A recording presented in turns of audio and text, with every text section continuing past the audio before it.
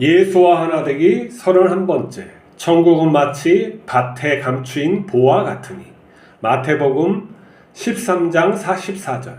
천국은 마치 밭에 감추인 보와 같으니 사람이 이를 발견한 후 숨겨두고 기뻐하며 돌아가서 자기의 소유를 다 팔아 그 밭을 사느니라.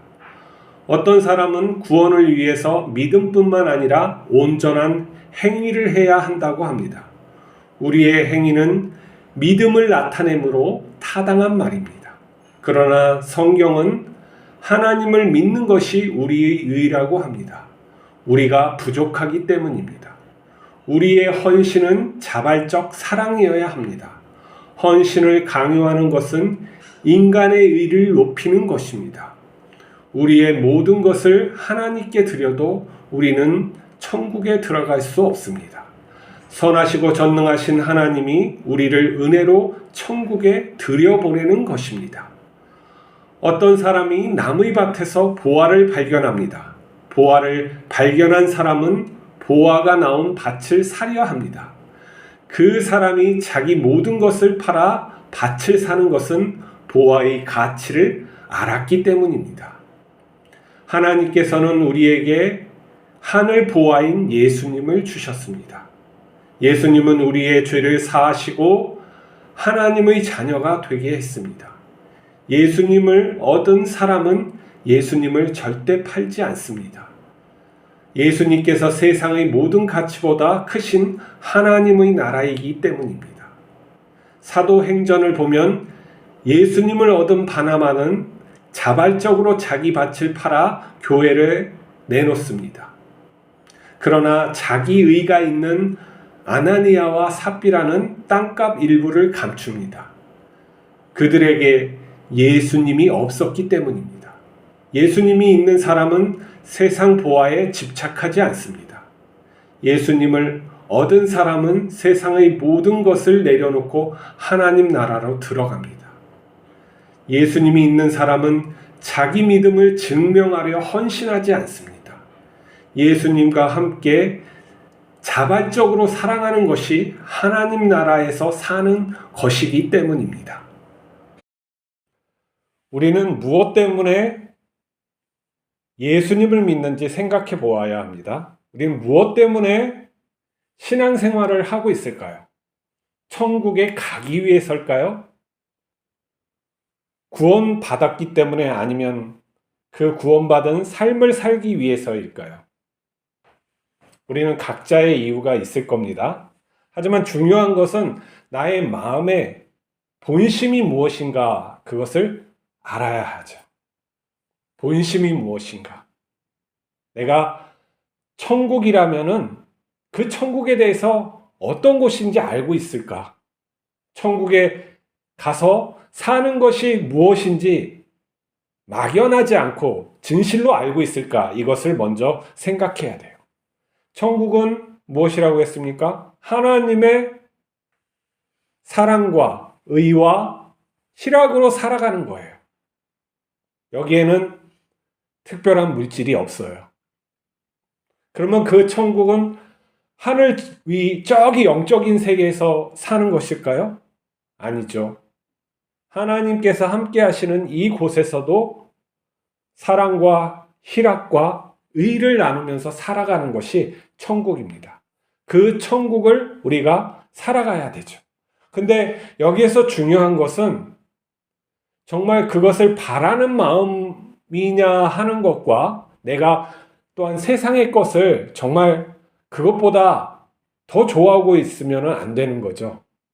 세상의 것을 더 원하면서 하나님 나라를 살아갈 수는 없어요. 왜 그러냐면은 두 주인을 섬길 수 없다고 말씀하셨어요. 나라가 다른 거죠. 우리가 사람이 다른 거예요. 우리가 진리로 살아가려면 진리를 알아야 돼요. 그리고 그것을 습관화해서 자기의 삶의 패턴을 그렇게 만들어야 돼요. 나의 습관이 곧 나의 본질이 되어가는 것이죠. 근데 여기서 더 중요한 것은 나의 본질이 무엇이냐 하는 거예요. 내가 정말 구원받은 자인지, 하나님의 자녀인지 내가 이것을 믿을 수 없으면 안 되겠죠. 정말 믿을 수 있는 근거가 있나요? 믿을 수 있는 근거가 있어야 되는 거죠. 그 근거가 우리는 예수님이 내 안에 있다 하는 거예요. 하나님께서 주신 보화는 예수님이에요. 예수님이 나와 함께 있는 것이 하늘 보화를 받는 거예요. 그래서 부자 청년에게 세상에 네가 가진 소유를 다 팔고 나에게 와라. 그러면 하늘에서 보화가 있을 것이다 하는 거예요. 예수님이 보화이니까 그런 거죠. 보화를 가진 사람과 갖지 못한 사람이 차이가 있어요. 보화를 소유한 사람은 그것을 맛본 사람이라고 할 수가 있어요. 우리가 아는 것에서 그치지 않고 우리가 예수님을 갖다가 소유하는 것, 예수님과 하나 되는 것을 우리가 바라야 되죠. 구해야 되는 거예요. 근데 이것은 실제적인 것이기 때문에 내가 맛보아 알아야 돼요. 체험되어지지 않으면은 이건 지식으로 깨달을 수가 없어요. 하나님의 말씀에 영적인 부분과 또 지혜적인 것이 있는데, 지혜적인 것은 행하면서 내가 깨달을 수 있어요. 내 삶에 거짓말을 하면 안 되는구나 깨달을 수 있어요. 부모에게 효도하는 것, 공경하는 것은 마땅하구나 하면서 경험하면서 알 수가 있어요. 근데 예수님께서 우리에게 영원한 생명을 주시는구나, 하나님이 살아계시는구나, 절대자가 살아계시는구나 하는 것은, 이건 경험을, 이런 어떠한 지식을 해서 지혜적으로 깨달을 수가 없어요. 하나님께서 강권적으로 역사해 주셔야지, 빅뱅 이전에 하나님이 계셨구나, 하나님께서 없는 것에서 빅뱅을 만들어서 해고, 이걸 믿을 수 있단 말이죠. 그런데 내가 이 지식을 갖다가 믿는다고 그게 믿어지지가 않아요. 근데 왜 우리가 경험을 못하느냐? 우리가 그만큼 하나님께 간구하지 않기 때문이에요. 전능하시고 선하신 하나님께서 찾으라 했어요. 나를 찾고 찾는 이가 나를 만나리라 했는데, 우리가 그만큼 간절하지가 않아요. 진리에 대해서 과연 우리가 어떤 존재로 어떻게 살아야 되는지 그 진리에 대해서 우리가 간구하지 않는단 말이에요. 예수님께서 우리를 구원하심은 자신과 같이 하나님의 자녀로 만드시기 위해서 이 땅에 오셨다는 것을 우리가 믿지를 않는다는 거죠. 예수님처럼 우리가 되어야 되는 거예요. 되게 하셨어요. 근데 우리가 그것을 갖다가 참으로 깨닫지 못하고 내가 체험하지 못하고 하니까 내가 그 삶을 살려고 하는 그런 동기가 부족한 것이죠. 그리고 맨날 무엇인가를 구한다는 것이 물질적이고 세상적인 것들을 구하는 그런 세상 사람의 그런 삶을 살아가는 거예요. 바나바는 하나님 예수 그리스도를 자기가 소유한 것을 경험했단 말이에요. 하나님의 은혜, 구원을 내가 받았다는 걸 너무나도 확실했기 때문에 내가 가진 것을 다 교회에 내놓아도 하나도 아깝지가 않았어요. 그리고 자신이 죽거나 살거나 하나님께서 책임져 주시고 하기 때문에 나는 큰 어려움이 없다 해서 복음 전도자의 삶을, 자기의 소유를 팔고 자기의 노동력을 가지고 하나님의 복음을 전하는 사람이 됐단 말이에요. 그래서 바울과 같은 사람도 또 인도할 수가 있었던 것이죠. 그러나 아나니아와 삽비라, 이 부부는 예수님의 마음에 없었어요. 종교적인 형식, 무슨 기적을 보고 말씀의 지혜를 깨닫고 이런 것들은 있었는데 실질적으로 예수님이 없었던 거죠. 그랬으면은 자기 의의를 내려놓고 그 예수님이 내 마음에 오기를 기도해야죠. 그게 성령님이세요. 성령님은 다른 분이 아니고 예수님이에요. 예수님의 영. 그래서 하나님의 자녀가 우리가 되는 것이지, 그 성령을 부인하는데 어떻게 우리가 하나님과 자녀가 될 수가 있겠어요?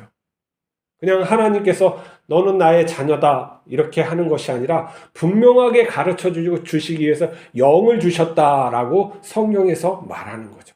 그게 없을 때는 하나님께 구해야죠. 내가 확실하게 믿을 수 있게 하나님께 구해서 그것을 증거 삼아야죠. 하나님이 또 구할 때 선하게 구해야죠. 자기 멋대로 구하고 자기가 원하는 것을 구하는 것이 진지하게 하나님께서 원하시는 삶을 내가 살아가면서 구해야 되는 거예요. 그럴 때 하나님께서 살아계시다면 응답하실 때고 없으면은 응답하시지 않겠죠. 근데 우리가 엄청나게 간절히 구해보지 않은 사람이 대부분일 테고 하나님께서는 또한 작게 구해도 그만큼 은혜를 주세요. 근데 진심으로 얘가 정말 그 예수님을 알고자 하는지 예수님처럼 되고자 하는지 이 마음을 갖다가 보신단 말이에요. 왜 그러냐면은 우리는 자발적인 존재예요. 뭐냐면 선과 악을 선택할 수 있는 그런 권한을 우리가 받고 태어났어요. 모든 생명은 그렇게 태어난 것 같아요. 사람은 더욱 그래요. 자발적인 존재를 만드셨기 때문에 우리는 자발적으로 사랑하는 것을 배워야 돼요. 올바른 것을 하나님께서 가르쳐 주시면 그걸 내가 의지적으로 해야 된다는 거예요. 하나님은 그때 그것을 주셔서 자기 것을 그 사람의 것으로 만드신다는 거예요. 하나님이 아무리 좋은 것을 준다 그러면 또 그것을 소유하는 자가 합당치 못하면 그건 악으로 가게 되어 있어요. 한두 살짜리 어린애에게 날카로운 칼을 갖다가 손에다가 쥐어줄 수 있나요? 아니에요. 그 날카로운 칼은 그것을 사용할 만한 사람들이 가지고 있어야 된단 말이죠. 그건 수술할 수 있는 의사가 가지고 있어야지 어린아이가 가지고 있으면 안 된단 말이죠. 하나님이 우리를 성장시키는 대로, 우리를 인도하시는 대로 우리가 순종하면서 따라가야 돼요. 우리는 무지해요. 어리석단 말이에요. 아는 것도 적고 교만하게 이를 데 없어요. 마치 자기가 이 세상의 주인인 것처럼 다. 내가 나의 주인이 아니에요. 내가 나의 주인이면 내 뜻대로 하죠. 내가 태어나게도 하고 내가 살게도 하고 내가 죽게도 하고 내가 나의 주인이 아님을 우리는 증명되어진단 말이에요. 죽는단 말이죠. 내가 태어나고 싶어서 태어난 것도 아니고 죽고 싶어서 죽는 것도 아닌 말이에요. 이 삶을 하나님께서 주관하신다는 것을 이해해야 돼요. 그리고 하나님 앞에 순종해야 되죠. 무릎 꿇고 우리가 진정으로 하나님 앞에 진실한 것을 구하면 하나님, 선하신 하나님께서 우리에게 합당한 것을 주실 줄 믿으시기 바랍니다. 우리에게 보화를 주신 하나님을 믿으면서 예수 그리스도를 우리가 소유할 수 있도록 간절히 구하는 하루 되기 바랍니다. 기도하시겠습니다. 하나님 아버지, 우리에게 보화를 주셨습니다. 이것을 팔지 않도록 인도하여 주시고 이 가치를 아직도 잘 모르오니 이 가치를 알 수 있게 인도하여 주시옵소서.